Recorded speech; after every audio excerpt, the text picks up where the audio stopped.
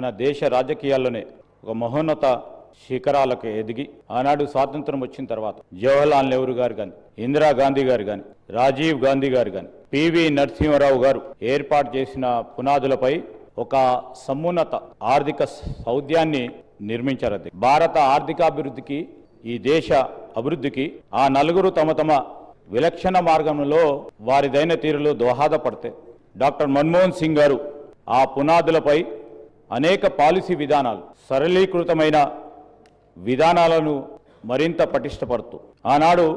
మరి ఆ నలుగురి నేతల ప్రగతిశీల దృక్పథానికి పరాకాష్ఠగా నూతన శకనానికి అనుగుణంగా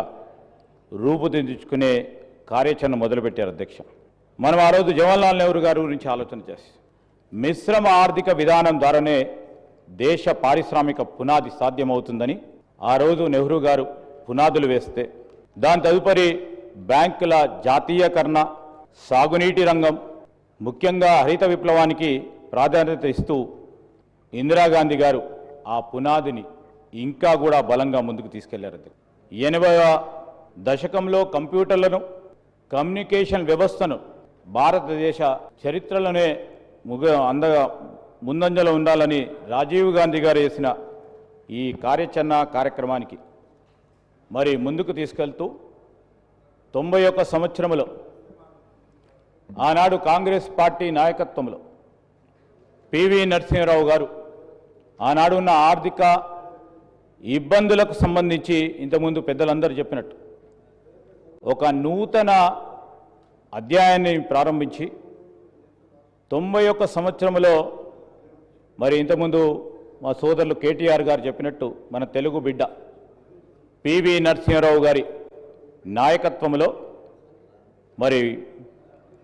మన్మోహన్ సింగ్ గారిని ఒక ఆర్థిక మంత్రిగా తీసుకురావటం ఈరోజు మనం అనుభవిస్తూ ఉన్న ఫలితాలకు ప్రత్యక్షంగా కనబడతా ఉన్నాయి. అధ్యక్ష, మరి స్వర్గీయ పివి నరసింహారావు గారి ప్రభుత్వంలో ఆర్థిక మంత్రిగా బాధ్యతలు స్వీకరించి అప్పుడున్న క్లిష్టమైన పరిస్థితులను అధిగమించడంలో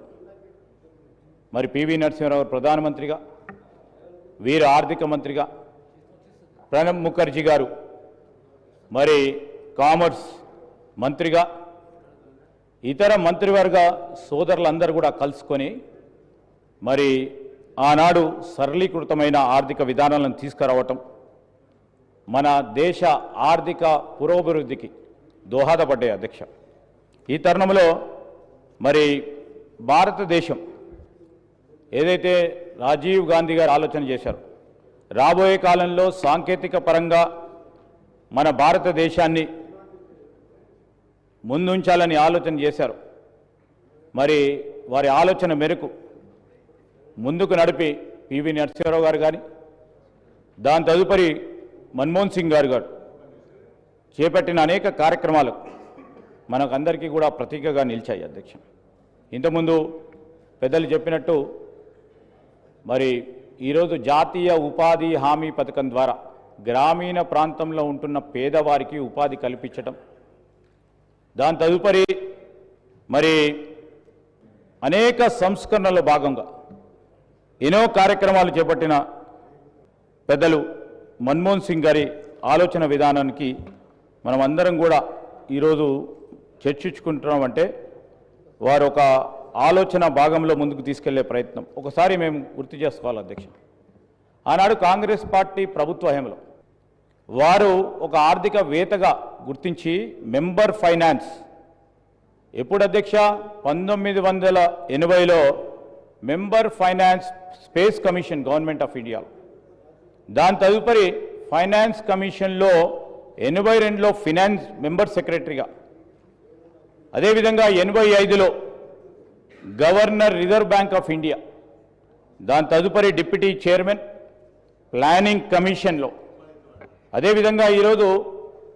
మరి వారు ఎదుగుతూ ఉన్న తరుణంలో వారికి ఉన్న పరిజ్ఞానం, వారికి ఉన్న ఆలోచన గుర్తించింది ఆ రోజు కాంగ్రెస్ పార్టీ నాయకత్వం. ఆనాడు ఉన్న ఇందిరాగాంధీ గారు కానీ, రాజీవ్ గాంధీ గారు కానీ, తదుపరి పివి నరసింహారావు గారు మరి ఇంత గొప్ప ఆర్థికవేత్తను ప్రభుత్వంలో తీసుకురావాలని ఆలోచన చేసింది కాంగ్రెస్ పార్టీ ప్రభుత్వం. ఆ ప్రభుత్వ హయాంలోనే ఇంత గొప్ప ఆలోచన పరును తీసుకురావటం అనేది జరిగిందని మీ ద్వారా గౌరవ సభ్యులకు కూడా తెలియజేస్తా ఉన్నాం అధ్యక్ష. ఇప్పుడు మనం చూస్తూ ఉన్నాం అధ్యక్ష, I would like to literally say that foreign direct investment విషయంలో ఆ రోజు 1991లో మొదలుపెట్టిన ఈ అంశం ఈరోజు మనము గత 10-15 సంవత్సరాల నుంచి మొదలుపెట్టిన స్టార్టప్ ఈకో సిస్టానికి వారే నాంది పలికారు. టెక్నాలజీ ట్రాన్స్ఫర్స్ విషయంలో ఎఫ్డిఐ అంటే కేవలం డబ్బులు తీసుకురావటమే కాదు, కట్టింగ్ ఎడ్జ్ టెక్నాలజీస్ని తీసుకురావాలని, గ్లోబల్ ఎక్స్పర్టీస్ని రావాలని, ఈరోజు టెలికాం, హెల్త్ కేర్, ఈ కామర్స్కి సంబంధించిన అంశంలో డబ్బుల పరంగా కాదు, వారికి ఉన్న ఎక్స్పర్టీస్ని తీసుకురావడానికి, వాటితో పాటు ఇక్కడ ఉపాధి కల్పన జరగాలనే ఒక ప్రధానమైన వారి ఆలోచన. వారు తీసుకొచ్చిన అనేక రిఫార్మ్స్కి సంబంధించి ఈరోజు ఐటీ సెక్టర్లో వచ్చిన రిఫార్మ్స్కి సంబంధించి అనేక ఐటీ కంపెనీకి సంబంధించి ఫారెన్ ఇన్వెస్ట్మెంట్స్ రావాలని ఆ రోజు సబ్సిడీస్ ఇవ్వచ్చు, ఇన్సెంటివ్స్ ఇచ్చి ఈరోజు ఇక్కడ ఉన్న ఇన్ఫోసిస్ కానీ, టీసీఎస్ కానీ, విప్రో కానీ ఆనాడు వారు మొదలుపెట్టిన ఈ కంపెనీస్కు సంబంధించి ఇలా అనేక మందికి ఉపాధి కల్పిస్తూ మన జీడిపిలో, దేశ జీడిపిలో 55% ఐటీఈఎస్కు సంబంధించిన సర్వీసెస్ దోహదపడుతున్నాయంటే ఇది మరి మన్మోహన్ సింగ్ గారి ఆలోచన, ఘనత అని మనం తప్పకుండా చెప్పుకోవాల్సిన అవసరం ఉంటుంది. అదేవిధంగా స్టాక్ మార్కెట్కు సంబంధించిన విషయంలో మరి పునాదులు గట్టిగా చేస్తూ ఈరోజు స్టాక్ మార్కెట్ మరి ప్రపంచ స్థాయిలో స్టాక్ మార్కెట్ ఇబ్బందుల్లో ఉన్న తరుణంలో కానీ ఆ రోజు దేశానికి సంబంధించిన స్టాక్ మార్కెట్ ఒక పటిష్టమైన పునాదులతో ఉన్నది కనుక మన దేశ ఆర్థిక వ్యవస్థ కుప్పకూలలేదు అధ్యక్ష. అదేవిధంగా సర్వీస్ సెక్టర్కు సంబంధించిన ఈరోజు మనం చూస్తూ ఉన్న బూమ్, మన ఏదైతే ఎకనామిక్ గ్రోత్ ఇంజన్ ఉందో, మనం ఐటీ సెక్టర్ నుంచి మొదలుపెట్టుకున్న హెల్త్ కేర్కి సంబంధించిన, బ్యాంకింగ్కి సంబంధించిన, టూరిజంకి సంబంధించిన ఈరోజు సర్వీస్ సెక్టర్ అనేది ఒక ప్రధానమైన మూలస్తంభంగా నిలిచింది మన దేశ ఆర్థిక వ్యవస్థలో. దాని పరంగా ఈరోజు చాలా లక్షలాది మందికి ఉపాధి కల్పిస్తూ మనము ఈ దేశాన్ని we have known and made it hub of innovation and talent. దాంట్లో భాగంగానే మన తెలంగాణ, అదేవిధంగా హైదరాబాద్ కూడా ఒక ప్రధాన స్థానంగా నిలిచిందని మనం చెప్తా ఉంటాం అధ్యక్ష. ఆ రోజు బ్యాంకులు నిర్వీర్యమవుతున్న సమయంలో బ్యాంక్స్ను కూడా రివైవల్ చేస్తూ మరి తీసుకొచ్చిన నాన్ పర్ఫార్మింగ్ అసెట్స్కి సంబంధించి ఏ విధంగా రికవర్ చేయాలని, అదేవిధంగా మీరు చూస్తే అధ్యక్ష న్యూక్లియర్ ఎనర్జీ సంబంధించిన అగ్రిమెంట్కి సంబంధించి కానీ,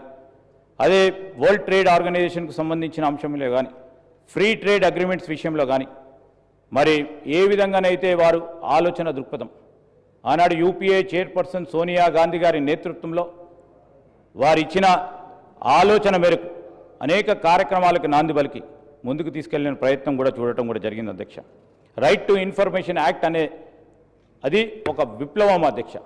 సామాన్యుడికి ఒక weapon, empowerment of a citizen అధ్యక్ష. దానికి సంబంధించి కూడా ఈనాటి వరకు కూడా ప్రతి సామాన్య ప్రజానీకానికి వారికి ఒక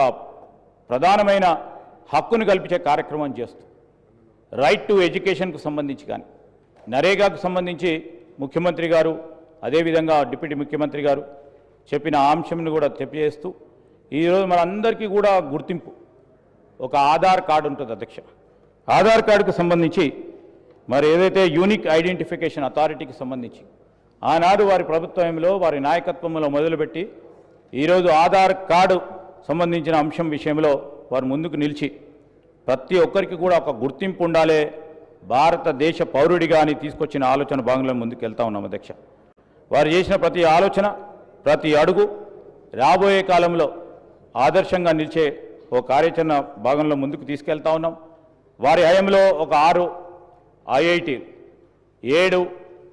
ఐఐఎమ్స్, దానిలో భాగంగానే మన రాష్ట్రంలో ట్రిపుల్ ఐటీస్ కూడా డాక్టర్ మన్మోహన్ సింగ్ గారి హయాంలో మొదలుపెట్టాం ఆనాడు ఉమ్మడి ఆంధ్రప్రదేశ్ రాష్ట్రంలో. వారి ఆలోచన విధానాన్ని ముందుకు తీసుకెళ్లే ప్రయత్నంలో గౌరవ ముఖ్యమంత్రి గారు కూడా ఈరోజు మరి ఎడ్యుకేషన్ రంగానికి సంబంధించి, ఐటీ రంగానికి సంబంధించి ఒక ఆలోచన చేయాలి. వారి ప్రస్తావనను కూడా కేవలం మాటల వరకే పరిమితం చేయకుండా ముందుకు తీసుకెళ్లే ప్రయత్నం చేయాలని మరి ముందుకు పోతా ఉన్న తరుణంలో ఈరోజు తెలంగాణ రాష్ట్రం ఏర్పాటు క్రియాశీలక పాత్ర వహించిన ఆనాటి మా గౌరవ పార్లమెంట్ సభ్యులు చాలామంది కూడా ఇక్కడ ఉన్నారు. మరి వారితో పాటు మరి తెలంగాణ రాష్ట్రం ఏర్పాటు కావడానికి వారి నాయకత్వంలో మన రాష్ట్రం ఏర్పాటు చేసినాం. అందుకోసం రాష్ట్ర ప్రజలందరూ కూడా వారికి ఎప్పుడు కూడా మరి వారి గురించి ఆలోచన చేస్తూ ముందుకు నడుస్తూ ఉన్న తరుణంలో ఈరోజు రాష్ట్ర ప్రజలకు సంబంధించి వారు ఎందుకు తెలంగాణ రాష్ట్రం కావాలని కోరుకున్నారో, ఏర్పాటు చేయాలని కోరుకున్నారో, ఆ క్రమంలో వారి ఆలోచన మేరకు మన తెలంగాణ రాష్ట్రాన్ని తీర్చిదిద్దాలని ఇప్పుడే ముఖ్యమంత్రి గారు కూడా చెప్పడం జరిగింది. ఇవన్నీ కూడా తెలియజేస్తూ మరి మాకు ఈ అవకాశాన్ని ఇచ్చినందుకు కృతజ్ఞతలు తెలియజేస్తూ మరి కీర్తిశేషులు మాజీ ప్రధాని మన్మోహన్ సింగ్ గారి ఆత్మకు శాంతి చేకూరాలని వారి కుటుంబ సభ్యులకి ప్రగాఢ సానుభూతిని తెలియజేస్తూ ముఖ్యమంత్రి గారి ప్రవేశపెట్టిన సంతాప తీర్మానాన్ని బలపరుస్తూ సెలవు తీసుకుంటున్నాం అధ్యక్ష.